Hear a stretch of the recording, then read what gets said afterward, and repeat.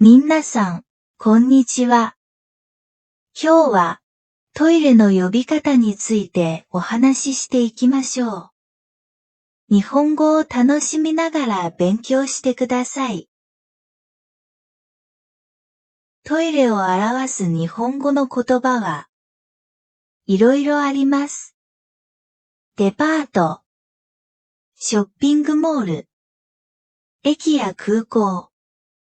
飲食店などではトイレを表すいろいろな表示があります。よく見かけるのは、英語でトイレットと書いてあるものです。WC という表記もあります。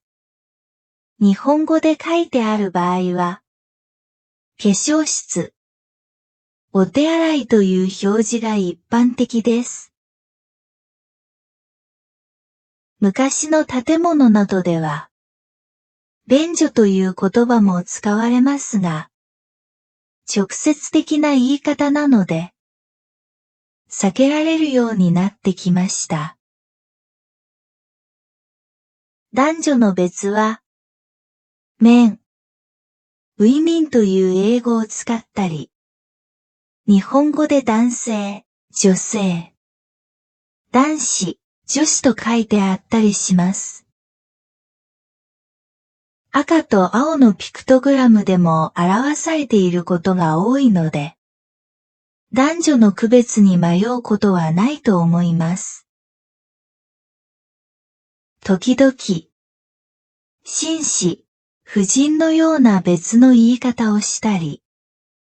殿、姫のように比喩的に男女を表していたりすることもあります。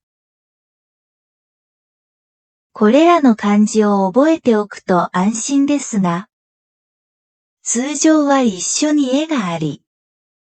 大体判断できますので、迷うことは少ないでしょう。最近では、誰でもトイレまたは多機能トイレがあることも一般的になりました。これはスペースが広く取られたトイレで、車椅子やベビーカーでそのまま入ることができます。赤ちゃんのおむつを替える台がついていたり、人工肛門の人が使える設備がついていたりします。多機能トイレは男女兼用で緑で表されています。入るときは開くのボタンを押して自動ドアを開け中に入ったら閉めるのボタンを押して扉と鍵を閉めるようになっています。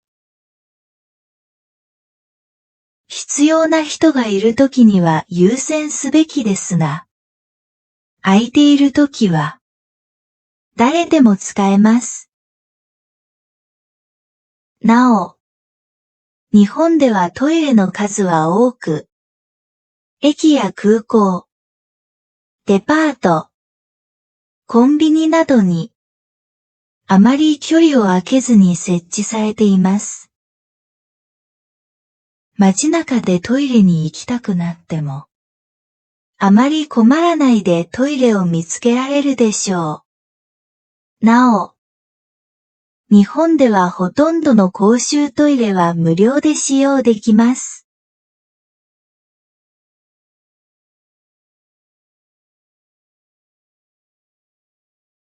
トイレを表す日本語の言葉はいろいろあります。デパート、ショッピングモール、駅や空港、飲食店などでは、トイレを表すいろいろな表示があります。よく見かけるのは、英語でトイレットと書いてあるものです。WC という表記もあります。日本語で書いてある場合は、化粧室、お手洗いという表示が一般的です。昔の建物などでは、便所という言葉も使われますが、直接的な言い方なので、避けられるようになってきました。男女の別は、men、women という英語を使ったり、日本語で男性、女性、男子、女子と書いてあったりします。赤と青のピクトグラムでも表されていることが多いので、男女の区別に迷うことはないと思います。時々、紳士、婦人のような別の言い方をしたり、殿、姫のように比喩的に男女を表していたりすることもあります。これらの漢字を覚えておくと安心ですが、通常は一緒に絵があり、大体判断できますので、迷うことは少ないでしょう。最近では、誰でもトイレまたは多機能トイレがあることも一般的になりました。これはスペースが広く取られたトイレで、車椅子やベビーカーでそのまま入ることができます。赤ちゃんのおむつを替える台がついていたり、人工肛門の人が使える設備がついていたりします。多機能トイレは男女兼用で緑で表されています。